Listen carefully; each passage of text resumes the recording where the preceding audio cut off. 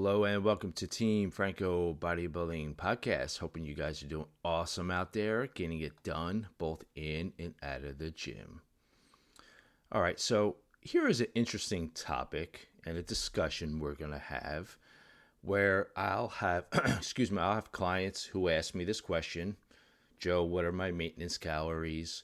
It's one of those buzzwords that you will see people post on social media that, oh, I figured out my maintenance calories and this is best for me for gaining muscle, all sorts of things, right? I mean, you hear it, you may be confused over it, you may be listening only because you're like, wow, I would like to learn what my maintenance calories are and what my maintenance body weight should be. And you might be thinking to yourself, am I ever going to figure it out? Well, hopefully I'm going to clear the air and debunk a few things, which I try to do anecdotally, obviously, from my experience over the years. But also to let you know that maintenance calories is not as complicated as you may think it is. Now, I'm going to just give you some examples here and just bear with me. If you take example number one, maybe someone that's my height, but they're overweight. And let's just say they're 250 pounds. Now, if I were to be 250 pounds, I would be overweight. With that person that's 250 pounds and whatever they eat calorie-wise, okay, say it's 3,500 calories a day. Although it probably is more, but let's just say for argument's sake it's 3,500 calories. That is their maintenance calories, guys. That's it. I can end the podcast now. No, only kidding. Basically, maintenance calories is the amount of food that you're taking in to keep you at a certain body weight. So if someone is considered obese or overweight, they still have maintenance calories because they're eating enough to maintain the body weight that they're currently at. Case in point, if I'm not obese or if I'm not overweight and I'm 160 pounds, which I am, it's not 250, the number of calories that I'm eating now is keeping me at this current body weight. Okay? Now I'm going to take it a step further. If I were to drop 10 pounds and weigh 150 pounds and then be in my zone of what I consider striking distance for competing again, which I think approximately is if I were to lose 10 pounds and if I pick a show 3-4 months out, boom, I can nail it. And then I hold at 150 pounds.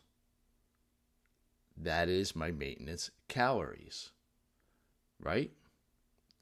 So really, it's a number that I think is pulled out of the air and made to be bigger than what it really is. Because ultimately, and now here's the corny part, which I'm awfully good at sometimes, maintenance calories is the amount of food that you're eating for you to be happy, to be stable at where you're currently at. So if you take Fat Joe weighing 250 pounds, eating 3,500 calories, that is maintenance for a Fat Joe at 250 pounds. And that's where Fat Joe wants to be because he has not decided to lose weight. If you take Average Joe, which is me now at 160 pounds, I guess my calories are around 2,200 to 2,500. So that's Average Joe at those current caloric intake. Now you take Prep before the Prep Joe, weighing 150 pounds, taking in 1,800 calories. Well, that's his maintenance to hold that current body weight. So it really comes down to the mindset and where you want to be. That's where your maintenance is. Now, if you want to lose body fat, so if you take Fat Joe, 250 pounds, taking in 4,000 calories, then yes, he needs to be in a deficit. He needs to reduce his calories, say, by 500 per day to start. So from 4,000 to 3,500, and then he will be in a deficit. So it's really only a deficit from your maintenance level of where you're currently at and where you're currently content at.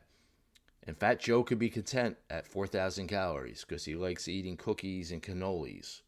And then all of a sudden he's like, you know what? I'm fat. I don't like the way I'm at. I'm not happy. That's the key word. Not happy. I'm not content. So therefore, I'm going to lower my calories, which is a deficit, and hoping I can lose 50 pounds over the next, year or whatever the case may be. So try not to make it more confusing than it really is. Because people will be like, starting a diet or starting to count their macros, and they're figuring out, hey, Joe, where should my maintenance be? And quite often I'll ask them, I said, are you happy? Are you content with the way that you're looking? If not, then we'll reestablish where your maintenance calories should be and lose body fat during this, the first few months of working together. So you reestablish a lower number, which is then your maintenance calories. So try not to get caught up in these buzzwords, terms, and everything that you'll see on social media, because maintenance simply means holding steady. Maintenance simply means maintaining your current body weight. And obviously, if you are the same body weight for the last year, those are your maintenance calories for the time being. Now, time being is subjective, because you have the ability to change that. If you're not happy with the way that you're looking at this moment, and you feel like, you know what, you're closer to Fat Joe than Average Joe, then you do something about it. You lower your calories and reestablish a new maintenance level of caloric intake. And that's all it is, guys.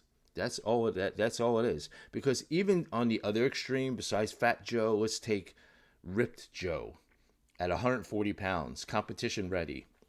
And Ripped Joe's taking in 1,600 calories, right? Now, obviously, Ripped Joe's not happy because he's hungry all the time. He has less energy, can't sleep, all the fun stuff, the suck zone of contest prep. But guess what?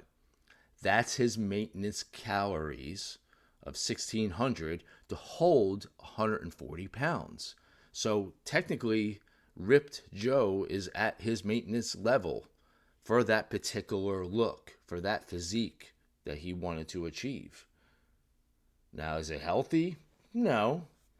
But that is a decision to make him happy in the moment for that specific goal of competing on stage. So there's a lot of little variables that are involved. And it's just not one set number that you think you should be aiming for to be, telling everyone, oh, I'm at my maintenance caloric level. I mean, it depends on what your goal is. That's right. If your goal is to be happy and fat, that's your maintenance calories. If your goal is to lose some body fat, you drop your calories down. It works. That is your current maintenance. If your goal is to compete and you're in the suck zone and to hold that conditioning and be super ripped, that's your maintenance calories. So to dig in a little bit deeper is what my goal for clients, especially coming post-show, is to find where their caloric intake is so they're happy with the way that they still look, they feel good, they're not hungry, and most importantly, their energy levels and their strength levels start to increase again. Because that is the dicey part. When you work it backwards, as far as coming off of the show, you just don't want to gain weight and get fat. And yeah, you'll get stronger, but then it does parallel of gaining more body fat. But that all goes to the point of being happy, right? You hear me saying this a lot, but I think it has a lot to do with it. Happy, your mindset, your body will follow. So that is really individual, and you don't figure it out until you actually do it, and you're content with the few factors that I'm really trying to lay down. Factor number 1, just happy in general. Factor number 2, happy with your physique.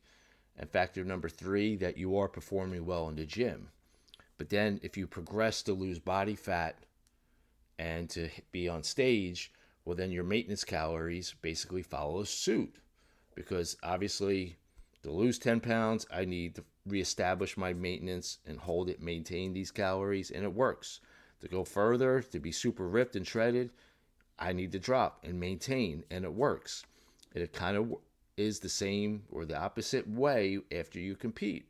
You bring in a certain amount of calories, you feel good, I'm still hungry. I need to reestablish my maintenance a little bit higher so I'm not hungry and starving and thinking about food, and that my strength levels will continue to grow to build the muscle that's necessary for the next time I compete. So try not to get caught up in buzzwords as much as, you see and all that, because again, you've heard me say this 1,000 times if you were a listener. We all have different fingerprints, and with that, everything is individualized. We figure it out for ourselves, and it's okay where it can take a little bit longer than others and whatnot. So just try not to get caught up in the terminology as much, because I truly believe it depends on what you want to do in the moment and how content you are in the moment. And that's really my take on maintenance calories. And yes, that conforms with maintenance body weight. They're one and the same, where your maintenance calories obviously leads to what your maintenance body weight is. And that's what it means to me, guys. I'm not sure if this has been helpful or more confusing, but I just don't want you to get caught up in thinking like it's something else to worry about. It's just relative to where you want to be. That's really the bottom line, and where you're going to be most productive, both physically and mentally, in that particular time. That's what maintenance calories are. Hopefully this has been helpful. It's something that, I have clients that will ask me every once in a while, and I'll say, well, it depends on our goal at the moment, and then I'll lay it out. It depends on your happiness in the moment, and then we'll figure it out. It's a constant evolution of doing what's best for you in the moment, but also planning ahead. And I think that is something that cannot be comparable to others, because you may be talking to, another woman that's similar age as you, competed before, everything parallels, and even the same body weight, but their current maintenance calories could be either lower or higher than yours. And that's because we have different fingerprints. We have different genetics, metabolisms, everything, hormone levels. So this is also a game that people play where you try to compare. You can't. You cannot compare. It doesn't matter. You do you, right? I mean, because these numbers are internal. It's your own data that really doesn't matter what the other person in the gym is doing or whatnot, because we all have different, genetic setups. Let's put it that way. So again, just like when you compare photos, you can't compare caloric intake because you're going to drive yourself crazy. It's just, it is what it is. But the fun part is that you get to figure it out. And if you have trouble figuring this stuff out, where you want to be psychologically, physically, with your caloric intake, that's where a good coach can come into play and guide you in the right direction as figuring this stuff out. So you don't have to. You do it as a team. All right. I'm going to sign off with that. Hopefully this has been helpful. I cleared the air a little bit as far as maintenance calories and just simplifying it for you guys. I mean, I think fitness business can be, over analyzed at times, and sometimes people do this on purpose to make themselves, sound more important, but really doesn't come down to that. Break it down, make it nice and easy, so therefore you can get on with your day and just focus on training your ass off and having a good time. Any questions or concerns, always hit me up, fitfranco@verizon.net. Check out me on the socials, Team Franco Bodybuilding. We actually started a new Instagram page for Team Franco events, contests, posing classes, and whatnot. I'll talk to you guys next time.